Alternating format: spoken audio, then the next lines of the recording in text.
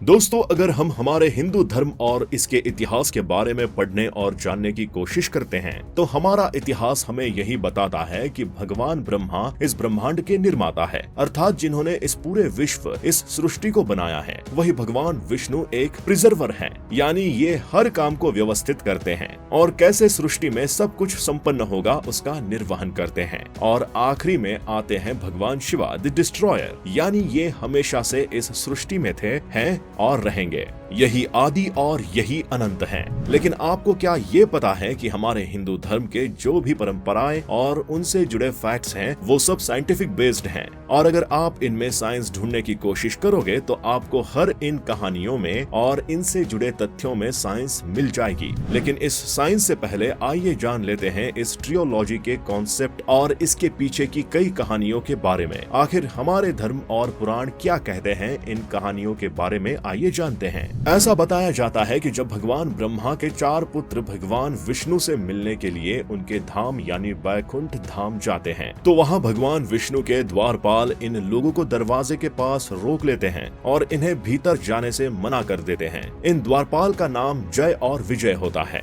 अब भगवान ब्रह्मा के चारों पुत्र खुद को दरवाजे पर रोके जाने पर बेहद नाराज होते हैं और दोनों द्वारपाल जय और विजय को भगवान ब्रह्मा के चारों पुत्र श्राप देते हैं, जिससे ये लोग बेहद चिंता में पड़ जाते हैं और भगवान विष्णु के पास हाथ जोड़े पहुंचते हैं, जहां इन्हें भगवान विष्णु ये कहते हैं कि इसका उपाय स्वयं भगवान ब्रह्मा ही बता सकते हैं। और इस प्रकार भगवान विष्णु से आज्ञा प्राप्त करके जय और विजय भगवान ब्रह्मा से मिलने चल देते हैं। वहां पहुंचकर जब ये दोनों भगवान ब्रह्मा से इसका उपाय मांगते हैं तो भगवान ब्रह्मा उन्हें ये कहते हैं कि अब दिया गया श्राप वापस तो नहीं लिया जा सकता, इसके लिए आपको पृथ्वी पे जन्म लेना होगा और वहाँ 2 तरह से आप इस श्राप से मुक्ति पा सकते हो। या तो आप कई जन्म लेकर भगवान विष्णु के साथ रहकर अपने पापों का प्रायश्चित करो, या फिर आप भगवान विष्णु के सबसे बड़े शत्रु बन के उनके हाथ से मृत्यु को प्राप्त करके अपनी मुक्ति पा सकते हो। और यही से विष्णु भगवान के 10 अवतार की कहानियां शुरू हो जाती हैं। भगवान विष्णु का पृथ्वी पे जो सबसे पहला अवतार था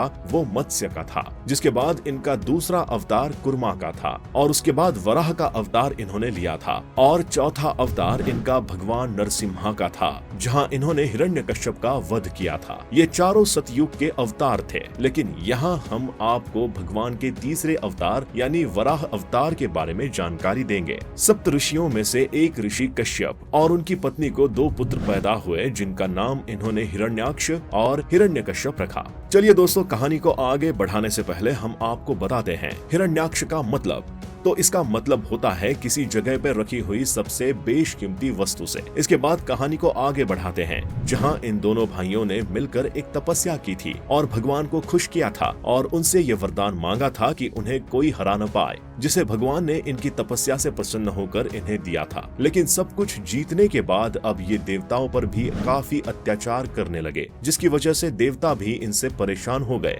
और उन्होंने इसके बाद भगवान विष्णु को इन सब के बारे में बताया और उनसे इसका उपाय निकालने के लिए कहा, जिसपे भगवान विष्णु ने कहा कि पृथ्वी पे इतना पाप बढ़ने का एक ही मतलब होता है कि अब मेरे पृथ्वी पे अवतार लेने का समय निकट आ गया है। लेकिन इसी बीच नारद मुनि इन दोनों भाइयों को ऐसी सूचना देते हैं कि अगर कोई तुम्हें इस पृथ्वी पर हरा सकता है तो वो साक्षात भगवान विष्णु ही हैं। उनके सिवाय और कोई भी तुम्हें हरा नहीं सकता। लेकिन उन्होंने नारद मुनि की बात को अनसुना कर दिया और ये कहा कि हमें भगवान से किसी से न पराजित होने का वरदान प्राप्त है और हमें कोई भी हरा नहीं सकता। और ऐसा बोलकर उन्होंने पृथ्वी को पाताल लोक में समुद्र के बिल्कुल अंदर नीचे की तरफ छुपा दिया, जिससे कोई भी इन्हें ढूंढ न पाए और इनका सर्वनाश न हो पाए। और इसी के बाद भगवान विष्णु के वराह अवतार का जन्म होता है और वो अपने सूंड पर पृथ्वी को निकालते हैं और इस प्रकार हिरण्याक्ष का वध करते हैं। तो दोस्तों, आपको भगवान विष्णु के वराह अवतार और उनके द्वारा हिरण्याक्ष के वध के बारे में दी गई जानकारी आपको कैसी लगी, हमें कमेंट करके जरूर बताएं। इसके साथ ही अगर आपको वीडियो पसंद आई हो तो इसे अपने दोस्तों और रिश्तेदारों के साथ शेयर करें और लाइक भी करें।